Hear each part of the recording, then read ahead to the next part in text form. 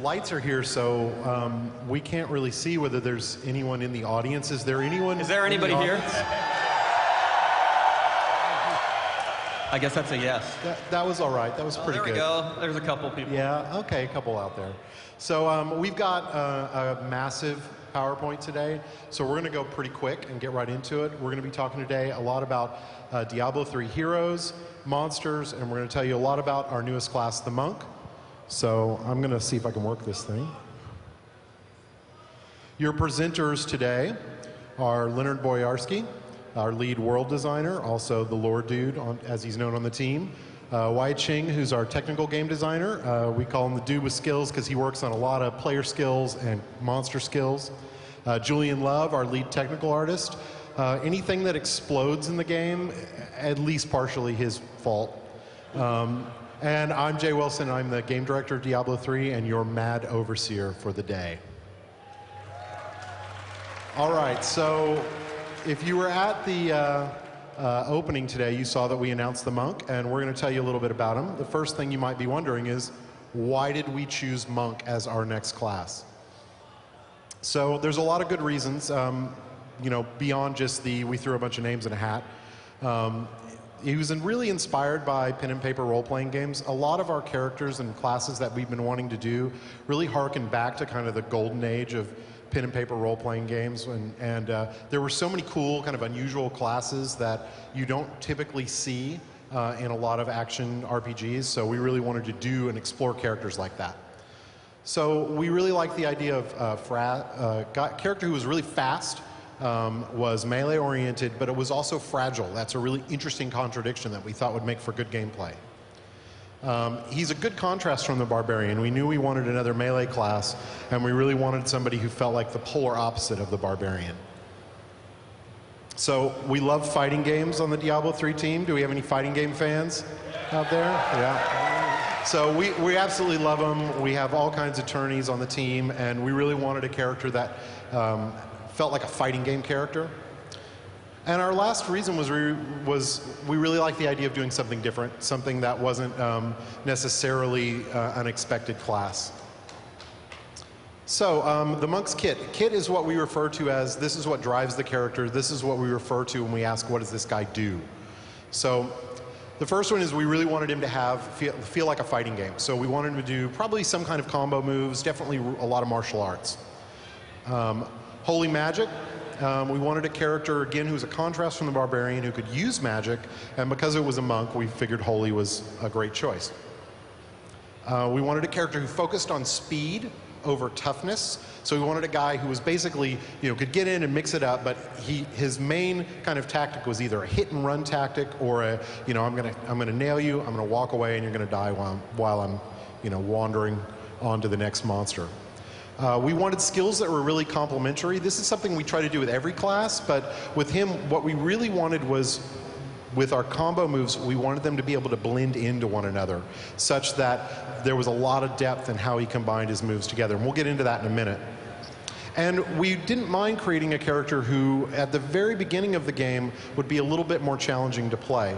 Because of his combo moves and kind of the fact that he's a little bit fragile, kind of early on we know he's a little bit harder class, but that's okay. In the long run, everybody kind of evens out, and he's really there for players who want a character like that. And once we've decided that we want to do a character like the Monk, we decide what his background's going to be, what his story's going to be. You know, what we decided with the Monk is the kit. What we call the kit is what makes a monk or a character class definitively that class. The way he dresses, his skills, everything about him. So why did we choose this monk kit? Well, we wanted to do something that was different. You know, we'd seen the Asian Kung Fu style monk before, so we wanted to do something that combined an Eastern Orthodox type, Eastern European kind of feel with the Asian archetype, not only from a look standpoint, but also with their philosophies, the kind of mixing of their religions. And also it was really fun to go into our artists and say, you know, give me something that looks like a cross between an Asian monk and an Eastern Orthodox European monk from the 13th century and watch them go crazy. These guys are the holy warriors of the game. They are from an area called Ivgorod actually. That is in the foothills on the edge of the Sharvald Wilds, for those who care about such things. They are raised in secluded monasteries from early in childhood to be pure reflections of their deities by perfection of a myriad of fighting techniques.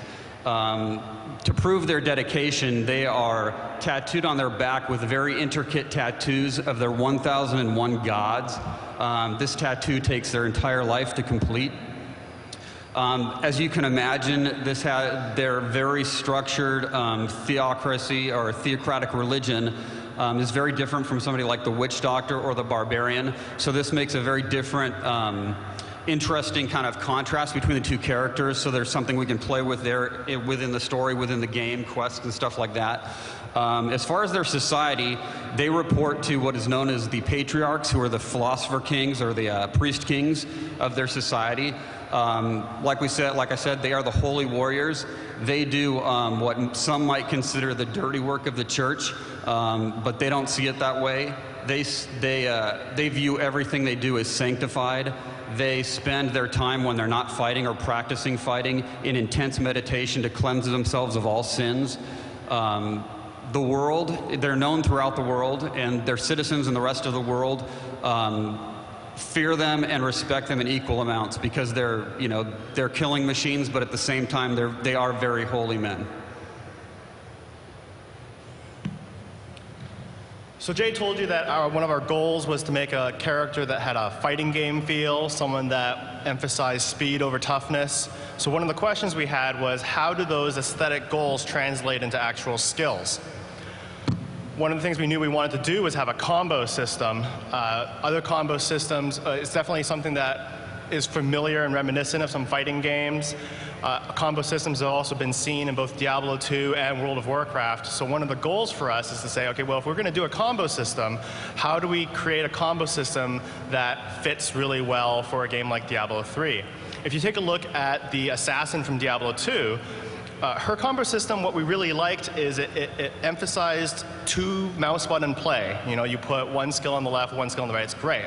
Unfortunately, one of the things we found is a lot of times you'd build up a bunch of combo energy or combo orbs, and then there'd be nothing around to kill. So it felt very anticlimactic in that respect. Or sometimes it'd be hard to manage exactly how the combo came out, or people weren't mixing and matching. In the World of Warcraft Rogue example, we liked that players combine different skills a lot to kind of sequence their combos in a lot of different ways, and we really liked that part. But it also, two issues was sometimes players in World of Warcraft have a lot more skills than fit on just a left and right mouse button plus a hotbar. And more importantly, it's hard for me to imagine building up 5 combo points on a target in a game where everything dies in one hit. So we had to do some iteration there as well. The first skill that we have to show you today is Way of the 100 Fists. This came from the aesthetic goal of feels like a brawler, feels like a fighting game.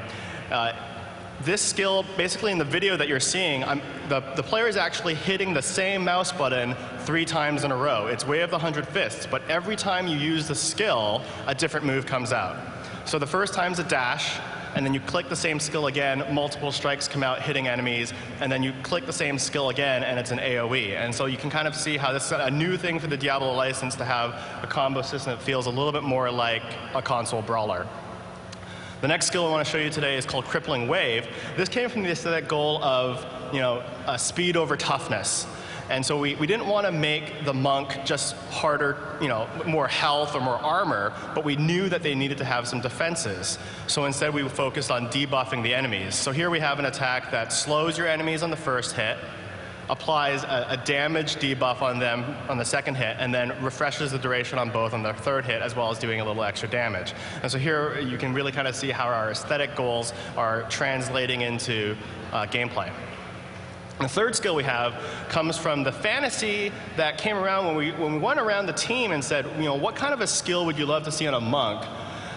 What came up over and over is this notion of, internal damage, organ damage, the exploding heart, those kind of things. And people really said, I want a skill that does that. So to balance out the third hit, we make the first and second hit are actually fairly average. It's 2 hits. In some ways, it could be seen as the cost of the skill.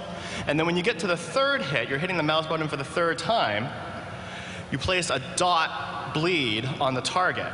And if the target dies while that bleed is on them, they explode, dealing damage proportional to their maximum health to everybody near them. It's pretty cool. But now let's talk about the combo system. To combine these together, we decided that players would be able to use skills from any of the 3 stages and mix and match them. So that's how we can hopefully have room for both beginners to the game and veterans, where a beginner might just want to spam one skill over and over, and that's fine. Veterans can combine moves. Maybe they open up with the dash component of We Have 100 Fists, and then they click Crippling Wave. Well, you're already on stage 2, so you're going to get the attack debuff. And then on stage 3, you move to Exploding Palm. You're going to place the dot on them.